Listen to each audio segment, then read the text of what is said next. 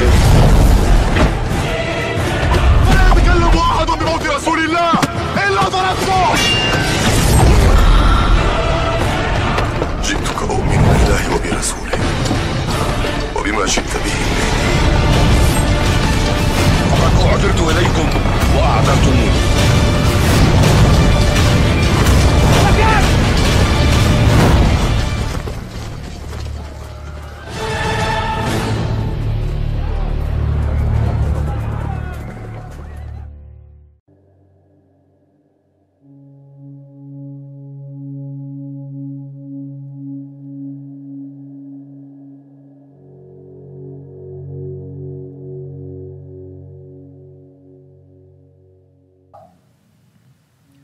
Wallahi, demi Allah jemaah yang saya muliakan, kalau bukan hidayah dari Allah Subhanahu wa Ta'ala, niscaya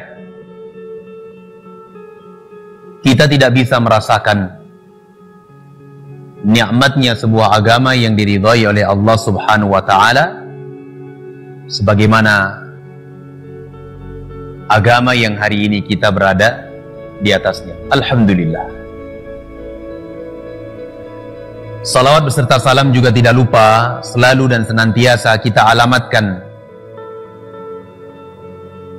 untuk Nabi kita Muhammad sallallahu alaihi wa ala alihi wa sahbihi wasallam,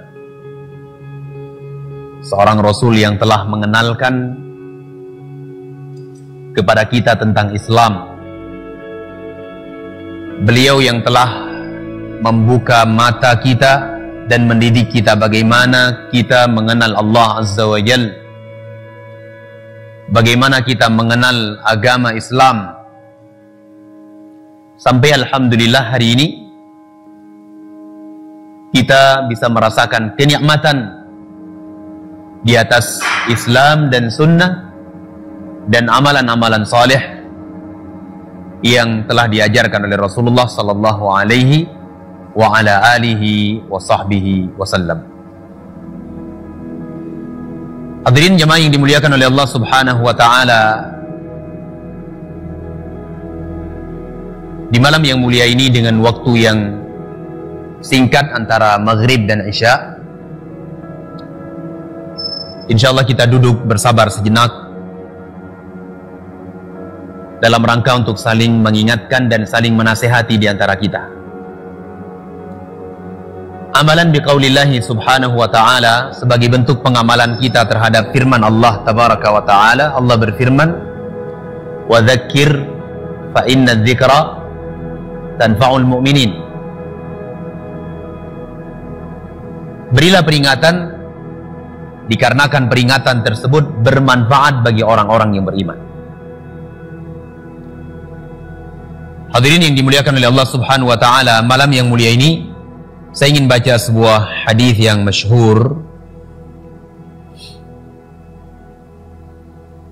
dikeluarkan oleh Imam Ibnu Majah rahimahullahu taala dari sahabat Abu Hurairah radhiyallahu taala anhu. Dan hadis ini juga dikeluarkan secara ringkas oleh Imam Al-Bukhari dan juga Imam Muslim di dalam kitab sahih keduanya, dan dijabarkan panjang lebar oleh Al-Imam An-Nawawi dan juga Al-Imam Ibnu Hajar Al-Asqalani rahimahullahu ta'ala di dalam syarah mereka tersebut. Hadirin yang dimuliakan oleh Allah Subhanahu wa ta'ala, An Abi Hurairah radhiyallahu ta'ala anhu, dari Abu Hurairah radhiyallahu ta'ala anhu,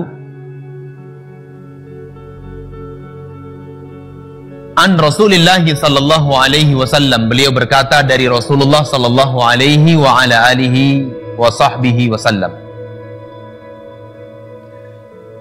berkata Rasulullah, lamma khalaqallahu al-jannata wan nar arsala Jibril alaihi salam ila al-jannah. Rasul sallallahu alaihi wasallam mengatakan, tatkala Allah Subhanahu wa ta'ala telah menciptakan al-jannah, dan juga telah menciptakan an-nar. Allah Subhanahu wa taala perintahkan Jibril untuk melihat ke dalam surga, ke dalam jannah yang kita tahu dan kita kenal seluas langit dan bumi. Faqala, lalu Allah Subhanahu wa taala berfirman, Allah mengatakan kepada Jibril, "Unzur ilaiha wa ila ma a'addtu li ahliha fiha." Wahai Jibril, lihatlah ke dalam surga dan lihatlah kepada apa yang telah aku siapkan untuk penghuni jannah kelak di yaumul qiyamah. Jamaah yang saya muliakan, kita tahu bahwasanya Jibril tidak pernah bermaksiat kepada Allah Azza wa Jalla. Apa saja yang diperintahkan oleh Allah Subhanahu wa taala kepadanya dia laksanakan. Beliau laksanakan. Dan tidak pernah bermaksiat kepada Allah Subhanahu wa taala. Karena ini memang sifatnya para malaikat. Berbeda dengan kita manusia yang setiap hari terjatuh ke dalam dosa siang dan malam, pagi dan petang. Faqala, lalu Nabi sallallahu alaihi wasallam melanjutkan, fanadhara ilaiha faraja'. Lalu Jibril melihat ke dalam jannah, ke dalam surga dengan berbagai kenikmatan yang Allah Azza wa Jalla siapkan untuk penghuninya kelak di yaumul qiyamah. Faraja'a, lalu Jibril kembali kepada Allah Subhanahu wa taala. Lalu Jibril mengatakan, wa izzatika la yasma'u biha ahadun illa dakhalaha. Jibril mengatakan, wa izzatika, demi kemuliaanmu ya Allah. Jibril bersumpah dengan kemuliaan Allah Subhanahu wa ta'ala. La yasma'u biha ahadun illa dakhalaha. Ya Allah, tidak ada seorang pun yang mendengar ni'mah al-jannah, kenikmatan yang ada di dalamnya, tidak ada seorang pun yang mendengarnya, mengetahuinya, kecuali dia akan berambisi untuk masuk ke dalam surga tersebut.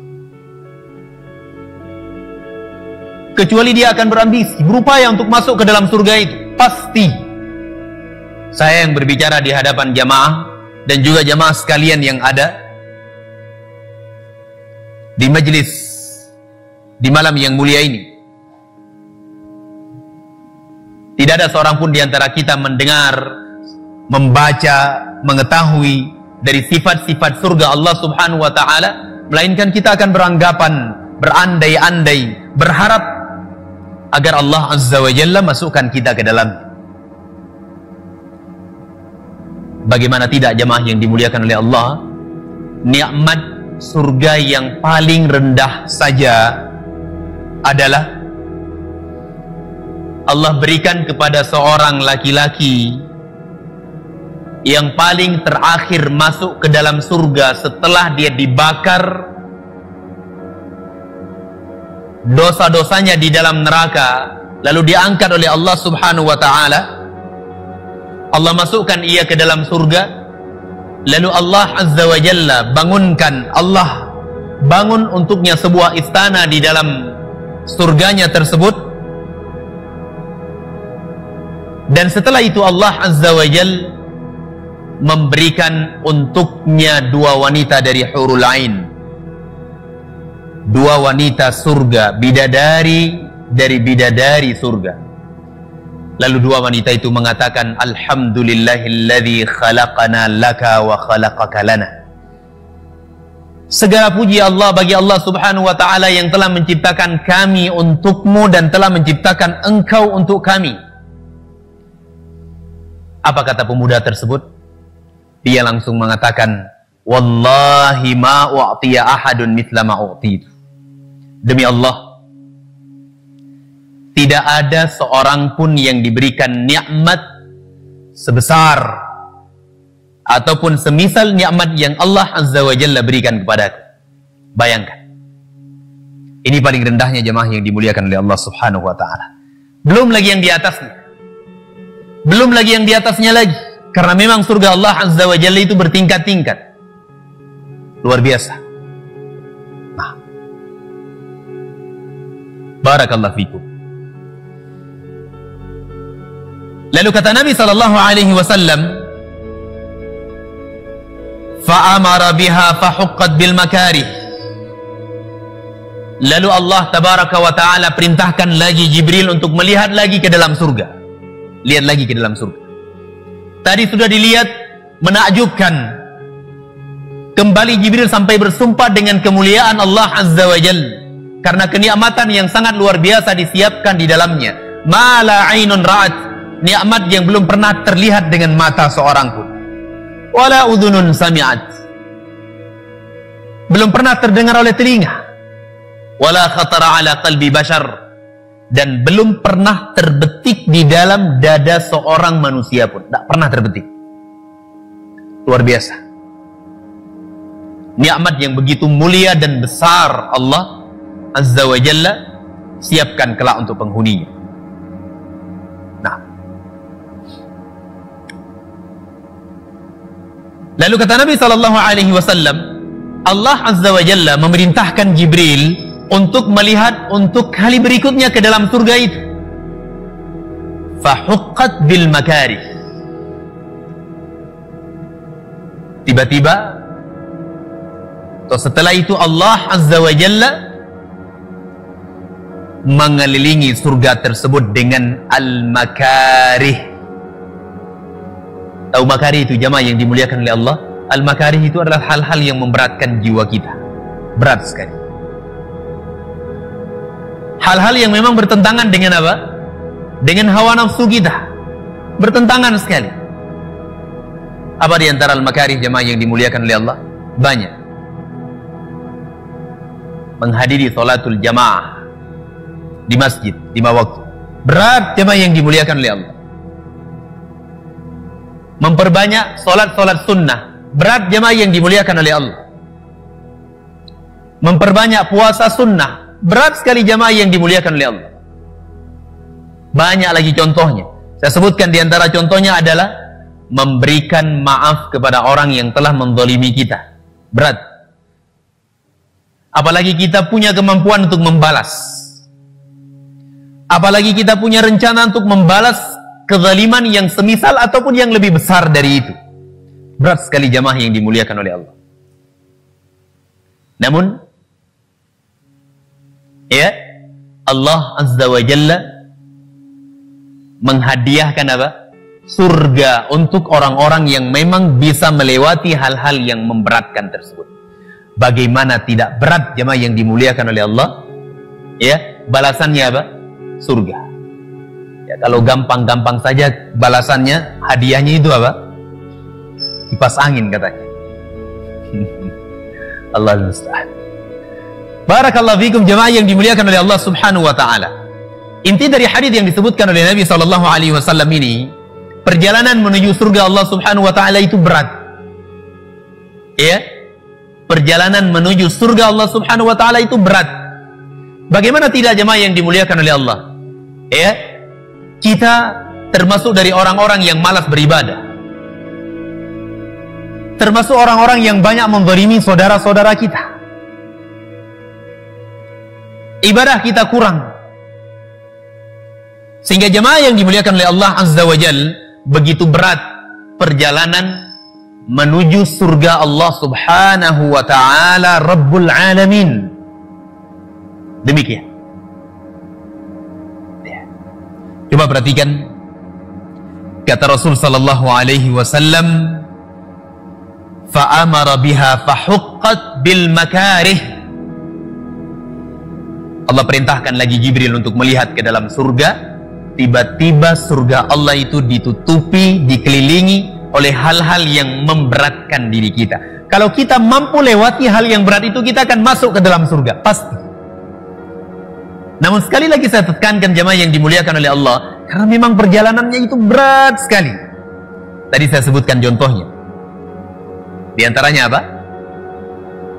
memberikan kemaafan, maaf kepada orang-orang yang telah menzalimi kita. Berat sekali jemaah yang dimuliakan oleh Allah. Ya, minta maaf itu gampang, tapi memberi maaf berat jemaah yang saya muliakan, berat sekali. Namun Allah Azza wa Jalla akan memberikan surga bagi mereka. Taib. Faqala, lalu Jibril kembali kepada Allah Subhanahu wa ta'ala melihat keadaan surga yang tertutupi dengan hal-hal yang berat. Melihat keadaan Jannatullah Azza wa Jalla dikelilingi oleh hal-hal yang memberatkan jiwa kita. Jibril kembali kepada Allah Subhanahu wa ta'ala bersumpah lagi dengan nama Allah. Bersumpah dengan kemuliaan Allah. Apa kata Jibril? Wa izzatika ya Allah, laqad khashitu alla yadkhulaha ahadun. Ya Allah, sungguh saya sangat khawatir ya Allah. Demi kemuliaan-Mu ya Allah, sungguh saya sangat khawatir dan khawatir nggak ada seorang hamba-Mu yang akan berhasil masuk ke dalam surga tersebut. Mengapa? Karena memang perjalanannya seperti itu jemaah yang saya muliakan. Karena perjalanan menuju ke dalam surga itu butuh pengorbanan dari diri kita. Banyak hal yang bisa kita lakukan. Banyak hal yang harus kita lewati. Seperti contoh yang saya sebutkan tadi, menghadiri sholatul jamaah, ya, memperbanyak sholat sunnah, memperbanyak puasa sunnah, bersabar atas segala ujian dan cobaan. Nah, ini semuanya makari, hal-hal yang berat yang harus kita lewati jemaah yang dimuliakan oleh Allah. Ya. Nah, namun kita selalu memohon kepada Allah Azza wa Jalla dan meminta kepadanya agar Allah Subhanahu wa ta'ala memudahkan perjalanan kita menuju surga meskipun rintangan dan cobaan itu banyak. Nah, ya, gak segampang kita apa? Ingin ke pasar Aceh. Paling rintangannya apa? Macet di jalan. Ya. Tapi perjalanan menuju surga itu apa? Butuh pengorbanan dari kita. Butuh yang namanya usaha dengan maksimal. Sehingga jemaah yang dimuliakan oleh Allah Subhanahu wa ta'ala, apa yang kita cita-citakan tersebut, apa yang kita inginkan itu, semuanya memuaskan dan mendapatkan hasil yang sempurna. Dan kita dimasukkan oleh Allah Subhanahu wa ta'ala ke dalam surganya.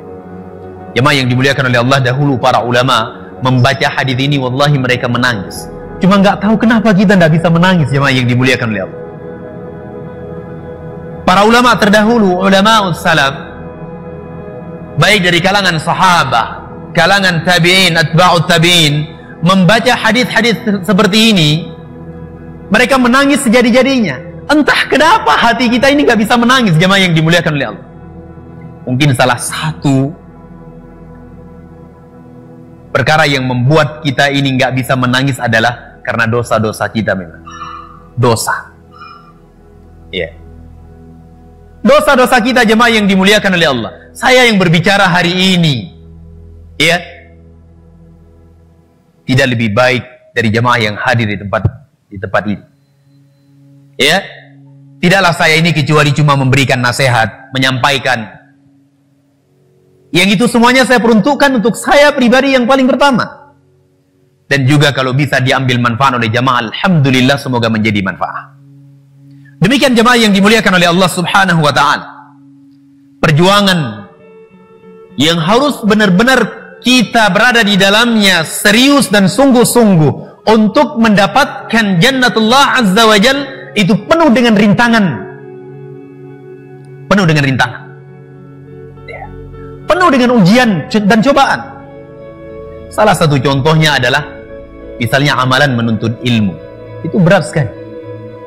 Kita mau keluar dari rumah kita, melangkahkan kaki kita menuju masjid, sholatul jamaah, setelah itu bersabar menuntut ilmu agama Allah Azza wa Jalla. Ini bukan hal yang gampang jamaah yang dimuliakan oleh Allah. Apalagi ada godaan-godaan di sekitar kita.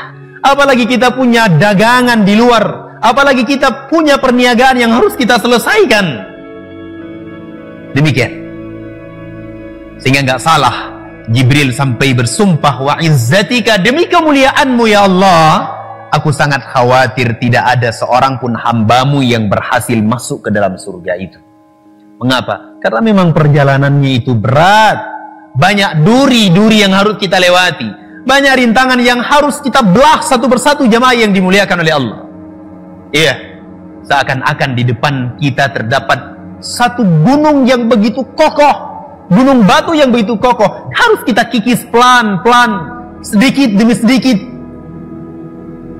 Kita korek gunung tersebut sampai kita mendapatkan apa yang kita cita-citakan.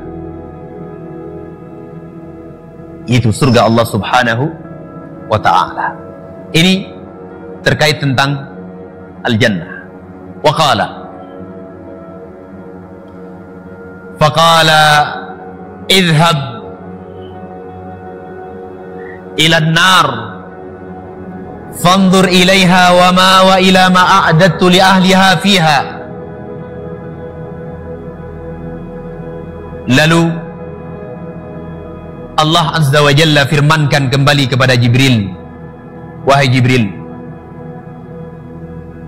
pergilah engkau ke dalam neraka. Pergilah engkau ke dalam neraka, wahai Jibril. Lihatlah neraka tersebut, dan lihat pula apa yang aku telah siapkan bagi penghuninya nanti kelak di dalam an-nar, di dalam neraka.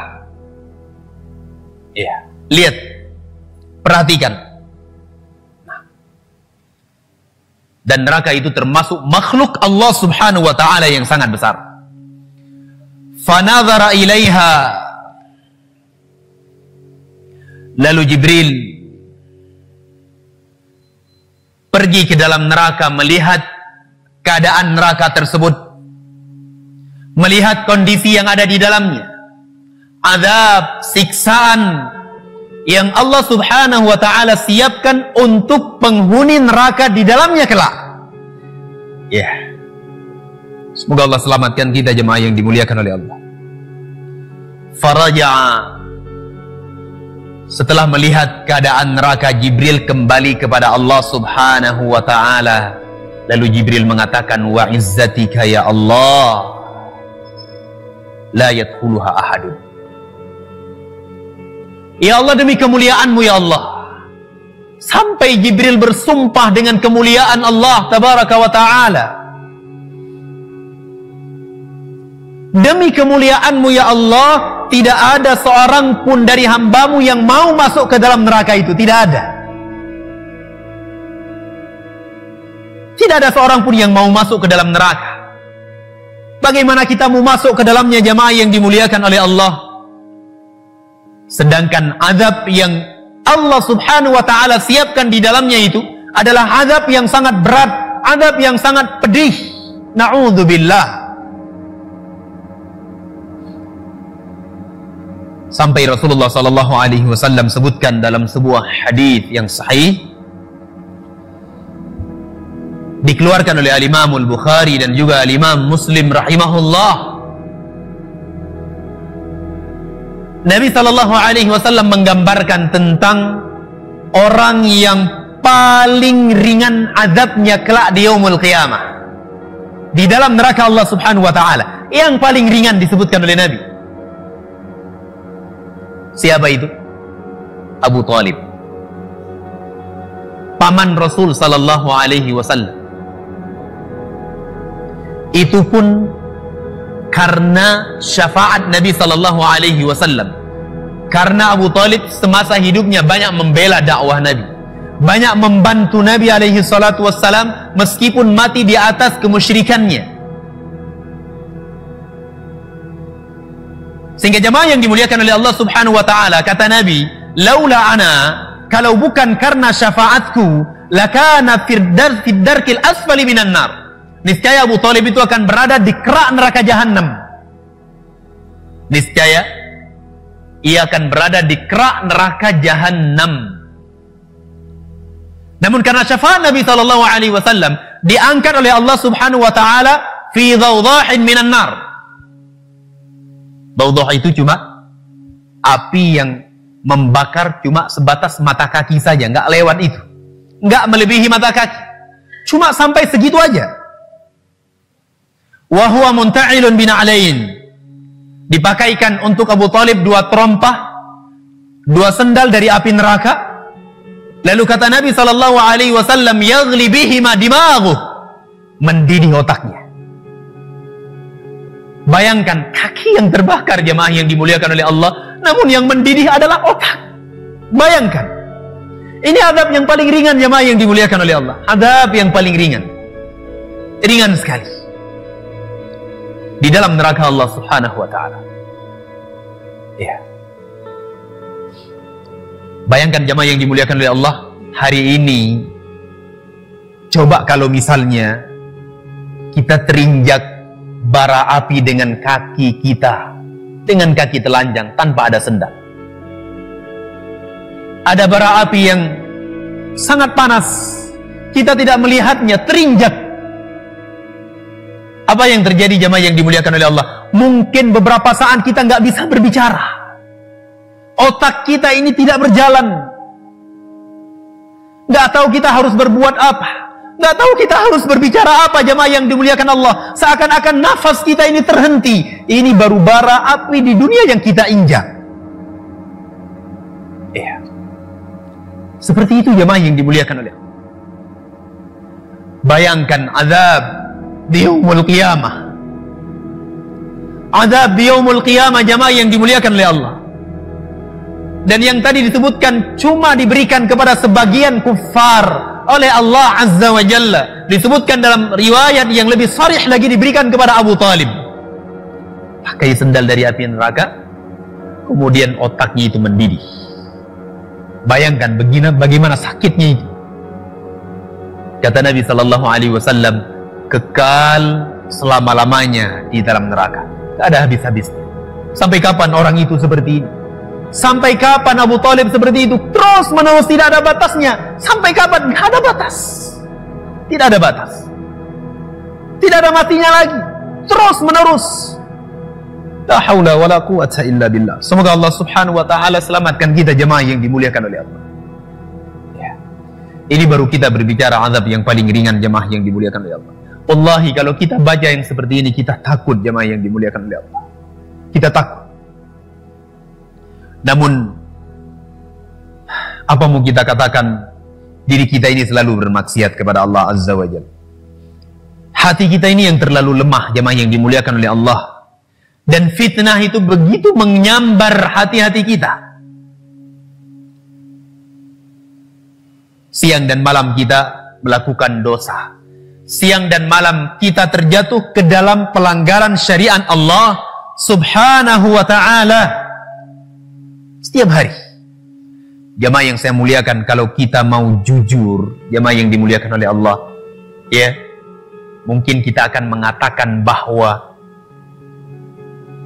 lembaran kertas ataupun buku yang terisi lembaran 50 lembar padanya nggak cukup untuk menulis dosa kita dalam 1 pekan jamaah yang dimuliakan oleh Allah. Nggak cukup. Saking banyaknya dosa kita. Ya. Entah apa yang telah kita perbuat jamaah yang dimuliakan oleh Allah. Banyak sekali jamaah yang dimuliakan oleh Allah. Faqala, lalu Allah Subhanahu wa ta'ala mengatakan, wanzur ilaiha marratan ukhra. Allah katakan kepada Jibril, wahai Jibril, lihatlah ke dalam an-nar, kembalilah ke dalam neraka, tengok lagi, lihat sekali lagi. Wa dhahaba wa nadhara ilaiha, lalu Jibril pun pergi melihat ke dalam neraka untuk kali yang keduanya. Fa idza hiya aw fahuqqat bisyahawat. Tiba-tiba Jibril melihat neraka Allah Subhanahu wa ta'ala itu dikelilingi dengan hal-hal yang itu merupakan syahwat. Hal-hal yang menyenangkan jiwa kita jemaah yang dimuliakan oleh Allah. Kalau kita lakukan, senang jiwa kita. Dikelilingi dengan syahwat. hawa nafsu, kecondongan hati kita. Apa diantaranya? Banyak sekali jamaah yang dimuliakan oleh Allah, kecintaan kita terhadap dunia. Kecintaan kita terhadap dunia itu bagian dari syahwat. Terkadang sampai kita melupakan kewajiban kita sebagai abdun di hadapan Allah Subhanahu wa ta'ala. Terkadang kita baru sedikit kesibukan kita jemaah yang dimuliakan oleh Allah, baru diberikan tanggung jawab sebagai seorang kepala rumah tangga, kita sudah mengatakan sibuk dengan apa? Dengan pekerjaan kita, sibuk dengan ma'isyah setiap hari yang kita cari, sampai kita lupa terhadap apa? Kita ini di hadapan Allah Subhanahu wa ta'ala adalah abdun, seorang hamba yang Allah Azza wa Jalla firmankan di dalam Al-Quranul Karim, wa ma khalaqatul jinna wal insa illa liya'budun. Lebih dari itu, mau kita sebagai presiden, mau kita sebagai gubernur, mau kita sebagai wali kota, bupati, camat, lurah, ya, mau kita ini sebagai jenderal bintang 4 jemaah yang dimuliakan oleh Allah, posisi kita itu nggak akan bergeser di sisi Allah Subhanahu wa ta'ala. Abdun, hamba, lebih dari itu, tidak lebih dari itu. Nah, jemaah yang dimuliakan oleh Allah Subhanahu wa ta'ala, ketika kembali melihat ke dalam an-nar, ke dalam neraka tersebut, tiba-tiba Jibril melihat neraka itu terhijabi, terkelilingi dengan hal-hal yang menyenangkan. Menyenangkan, cocok dengan hawa nafsu kita. Ya. Cinta terhadap dunia yang berlebih-lebihan, cinta terhadap harta yang berlebih-lebihan, cinta terhadap jabatan, cinta terhadap istri berlebih-lebihan, sampai melupakan kita dari beribadah kepada Allah Subhanahu wa ta'ala. Inilah yang namanya syahwat. Demikian perjalanan menuju neraka itu dibungkus, dihiasi oleh syaitan dengan hal-hal yang menyenangkan jiwa. Bayangkan jamaah yang dimuliakan oleh Allah, terkadang kita tidak sadar duduk di warung kopi mulai dari ba'da salatil isya sampai pertengahan malam atau sampai menjelang pagi jamaah yang dimuliakan oleh Allah. Tanpa kita sadari itu bagian dari syahwat. Tanpa kita sadari itu bagian dari asyahwat. Tanpa kita sadari, sedikit demi sedikit kita telah mendorong diri kita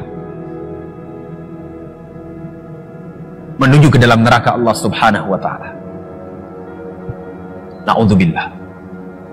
Belum lagi dosa yang dihias, diperindah di hadapan mata kita. Dosa yang diperindah di hadapan mata kita oleh syaitan, seakan-akan itu adalah kenikmatan, seakan-akan itu adalah kenikmatan, kenikmatan. Terus kita berbuat jemaah yang dimuliakan oleh Allah, sampai pada titik Allah Azza wa Jalla putuskan urusan kita, al-maut, kematian. Selesai. Setelah itu,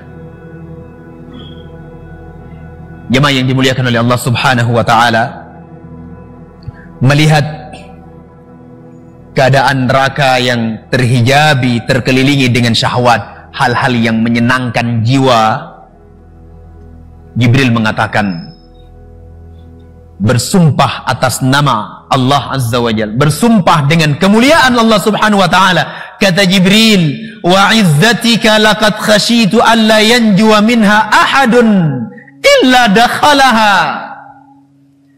Jibril mengatakan, demi kemuliaanmu ya Allah, demi kemuliaanmu ya Allah, bersumpah. Sesuatu yang diawali dengan sumpah itu menunjukkan hal penting dan gak tanggung-tanggung jamaah yang dimuliakan oleh Allah. Bukan hal sepele, tapi memang ini adalah hal yang besar jamaah yang dimuliakan oleh Allah. Jibril mengatakan, demi kemuliaanmu ya Allah, laqad khasyitu, sungguh saya sangat khawatir, alla yanjuwa minha ahadun, tidak ada seorang pun dari hambamu yang selamat dari neraka tersebut, illa dakhalaha, melainkan ia akan masuk ke dalamnya. Na'udzubillah. Jemaah yang saya muliakan, hadis yang kita baca ini adalah hadis yang mulia, bagian dari raqaiq, bagian dari perkara raqaiq jamaah yang dimuliakan oleh Allah. Bagian dari perkara raqaiq yang untuk menghiburkan hati kita, supaya kita ini benar-benar mempersiapkan diri kita. Kalau kita berbicara dosa jamaah yang dimuliakan oleh Allah, sebagaimana yang saya sebutkan, gak cukup 50 lembar kertas untuk menulis dosa kita satu pekan, tidak cukup. Mata kita, telinga kita, hidung kita, mata kita, tangan kita, kaki kita, semuanya berdosa setiap hari. Yang lebih parah adalah kita ini terjatuh ke dalam lubang yang sama itu berkali-kali. Berkali-kali jemaah yang dimuliakan oleh Allah. Padahal Nabi mengingatkan apa? La yuldagul mu'min min juhrin wahidin marratain. Gak pantas seorang mukmin itu jatuh ke dalam lubang yang sama sebanyak 2 kali. Gak pantas sebenarnya. Namun apalah daya kita ini jemaah yang dimuliakan oleh Allah. Kita ini adalah hamba yang berdosa. Kita ini adalah orang yang sedikit amalannya. Mudah sekali rapuh semangat kita ketika kita melewati hal-hal yang berat untuk menuju surga Allah Subhanahu wa ta'ala. Begitu rapuh semangat kita, begitu kendor tali semangat kita jemaah yang dimuliakan oleh Allah, sehingga apa yang kita lakukan tersebut tidak membuahkan hasil yang maksimal. Tidak ada yang kita bisa mohon kepada Allah Subhanahu wa ta'ala melainkan supaya Allah Subhanahu wa ta'ala memberikan kekuatan bagi kita semuanya untuk memperbanyak ibadah kepadanya, bersabar dari segala ujian dan cobaan, bersabar di dalam mengamalkan ibadah kepada Allah Azza wa Jal, bersabar di dalam meninggalkan maksiat kepada Allah, dan bersabar atas ketentuan dan takdir Allah Subhanahu wa ta'ala. Jemaah yang saya muliakan, ini mungkin yang bisa saya sampaikan dari nasihat yang bersumber dari hadis Nabi alaihi salatu wassalam, hadis yang dikeluarkan oleh Al-Imam Ibnu Majah di dalam sunan beliau dari sahabat Abu Hurairah radhiyallahu taala anhu. Sebenarnya hadis ini adalah hadis yang masyhur sekali jemaah yang dimuliakan oleh Allah. Namun ketika kita baca malam hari ini, seakan-akan kita baru dengar hadis ini jemaah yang dimuliakan oleh Allah. Seakan-akan kita baru saja mendengar hadis ini di malam hari ini. Mengapa? Karena cepatnya kita lupa terhadap dosa-dosa yang kita lakukan, dan sedikit semangat dan kurangnya semangat kita untuk memperbanyak ibadah kepada Allah Subhanahu wa ta'ala. Semoga apa yang saya sampaikan ini jemaah yang dimuliakan oleh Allah bermanfaat untuk saya yang paling pertama. Saya ulangi sekali lagi, untuk saya yang paling pertama, dan semoga ini juga bisa bermanfaat untuk saudara-saudari saya sekalian yang berhadir di tempat yang mulia ini. Mohon maaf atas segala kekurangan dan kesalahan. Sekali lagi semoga bermanfaat. Subhanakallahumma wa bihamdika asyhadu an la ilaha illa ant astaghfiruka wa atubu ilaik. Wa sallallahu ala nabiyyina Muhammadin wa ala alihi wa ashabihi ajma'in. Walhamdulillahi rabbil alamin. Assalamualaikum warahmatullahi wabarakatuh.